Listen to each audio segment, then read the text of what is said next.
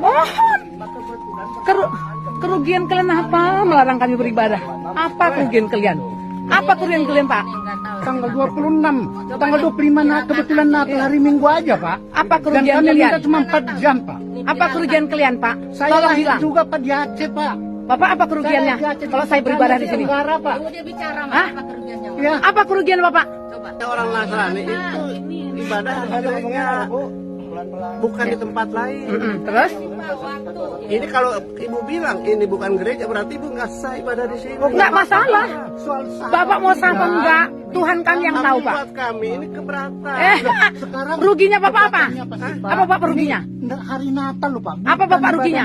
Pas dari hari Natal hari Iya, apa? Bapak ruginya apa? Saya juga lahir di Aceh, Pak. Saya paham benar, saya punya ustaz, saya punya haji. Saya juga Salam Pancasila, salam penegakan hukum. Sahabat Rumah Pancasila, baru-baru ini kami mendapatkan sebuah DM yang ingin mengetahui pendapat hukum dari Rumah Pancasila mengenai video mungkin yang berikut ini nanti akan ditayangkan ya. Jadi pada intinya ada seorang keluarga ya, ibu-ibu yang di dalam video tersebut akan melakukan atau sudah melakukan ibadah Natal yang bertepatan pada tanggal 25 Desember di rumah pribadinya. Namun hal tersebut justru mendapat berbagai penolakan dari warga sekitar tempat kediaman ibu tersebut tinggal. Nah, berdasarkan hal tersebut maka kami dari Rumah Pancasila akan memberikan pendapat hukum demikian. Nah, jadi yang kita perlu ketahui bahwa di dalam Undang-Undang Dasar Negara Republik Indonesia tahun 1945, setiap warga negara itu diberikan kebebasan dan jaminan untuk memeluk agama maupun kepercayaannya yang ia yakini. Nah, hal tersebut ada dalam pasal 29 UUD 1945. Tidak hanya untuk memeluk agama atau memilih keyakinannya, namun hal ini juga termaksud pelaksanaan dari agama yang ia pilih, yaitu untuk menggunakan haknya dalam beribadah. Tidak hanya itu, hal ini juga dapat dimaknai beribadah juga bisa termasuk merayakan hari-hari besar di dalam agamanya, juga perayaan-perayaan yang berhubungan dengan agama tersebut, termasuk tadi adalah perayaan Natal atau ibadah Natal pada tanggal 25 Desember 2022. Namun hal tersebut justru mendapat penolakan dari warga negara. Padahal hak tersebut telah dijamin di dalam undang-undang oleh negara kita. Bahkan di dalam Undang-Undang Hak Asasi Manusia juga diulang kembali atau dijamin kembali hak tersebut. Tidak hanya hak untuk memeluk agama atau memilih agama dan kepercayaan yang mereka yakini, tetapi juga hak untuk melaksanakan ibadah sesuai dengan kepercayaannya, termasuk tadi untuk merayakan ibadah Natal. Nah, sebagai warga negara yang tidak atau berbeda keyakinan juga seharusnya diwajibkan untuk menghormati atau toleransi terhadap orang yang sedang beribadah dengan agama atau kepercayaan yang berbeda, karena hal tersebut juga sudah ditentukan di dalam Undang-Undang Dasar Negara Republik Indonesia, yaitu kewajiban untuk menghormati hak-hak asasi orang lain, yaitu dalam pasal 28J UUD tahun 1945. Apabila hal ini ditinjau secara etis, maka memang benar kebebasan berekspresi untuk beragama, beribadah, dan untuk berdoa itu dijamin oleh hukum, tetapi secara etis tetap harus mengantongi izin, baik dari RT RW, lurah, atau kepala desa setempat. Dalam video tersebut, sepemahaman kami sudah mengantongi izin. Lalu ketika ada orang yang keberatan terhadap hal itu, ya seharusnya dia keberatannya kepada pihak yang sudah mengizinkan untuk ibadah di situ. Jangan kemudian mengutak-ngatik orang yang sedang beribadah di situ. Karena kan ibadah juga setahun sekali untuk keperluan Natal. Jadi adalah toleransi etis untuk warga Nasrani beribadah untuk memaknai Natal ini dengan lebih baik lagi.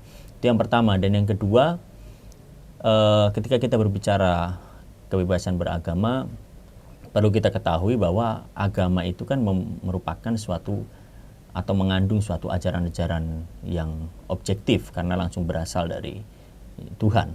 Tetapi pemaknaannya itu selalu terima secara subjektif oleh para pemeluknya. Nah, banyak orang beragama itu menolak agama lain atas dasar nama Tuhan.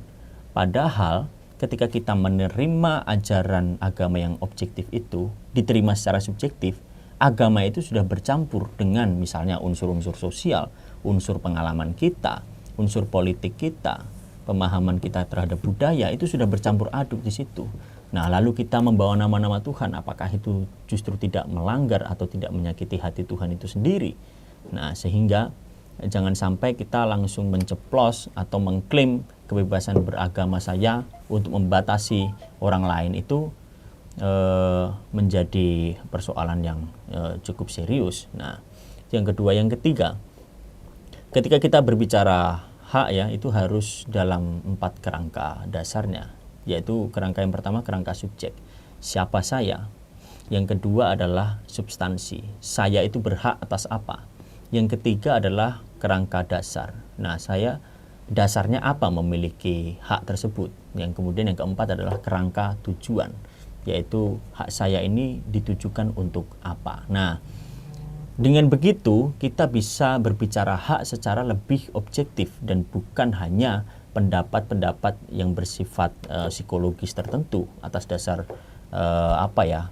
pemaknaan mentalitas kita terhadap suatu agama. Jangan sampai seperti itu. Karena agama sekali lagi merupakan ajaran objektif. Jangan sampai sesuatu itu sebenarnya diperbolehkan oleh agama. Misalnya, saya diperbolehkan untuk menghormati hak orang lain, tetapi karena pemaknaan subjektif kita jadi benci terhadap agama yang lain. Nah, itu kan ajaran yang sebenarnya agak keliru ya. Nah, itu yang ketiga. Yang keempat, ketika kita hidup di dalam budaya yang multikultural, di mana berbagai preferensi tentang pengalaman kita berbeda, tentang pilihan politik kita berbeda. Nah, di tengah situasi seperti itu, maka kita harus dong menghargai hak orang lain atau preferensi orang lain terhadap sesuatu selama sejauh itu tidak merugikan diri kita atau merugikan orang lain, masyarakat maupun negara. Jadi, kesimpulannya, sahabat Rumah Pancasila, meskipun kebebasan ekspresi, beragama, beribadah, dan berdoa itu dijamin oleh hukum, tetap harus mengantongi izin ya, jangan sampai tidak mengantongi izin. Yang kedua, ketika kita hidup di tengah masyarakat yang berbeda-beda, maka toleransi etis itu diperlukan, sehingga kita tidak hanya berdasarkan hukum, tetapi berdasarkan kepatutan, kita juga patut gitu. Tidak hanya benar atau salah, tidak hanya baik atau buruk, tetapi patut tidak patut itu juga harus kita pertimbangkan di dalam kehidupan ini. Karena itu dimensi etika yang lebih mendasar daripada hukum. Itu sahabat Rumah Pancasila yang dapat kami sampaikan. Jangan lupa gunakan akal budi kita selama kita hidup, karena akal budi merupakan perangkat yang diberikan Al-Khaliq untuk merespons segala sesuatu dengan benar, baik, dan patut. Jangan lupa buka mata, buka telinga, dan buka hati kita. Salam Pancasila dan salam penegakan hukum. Doa untuk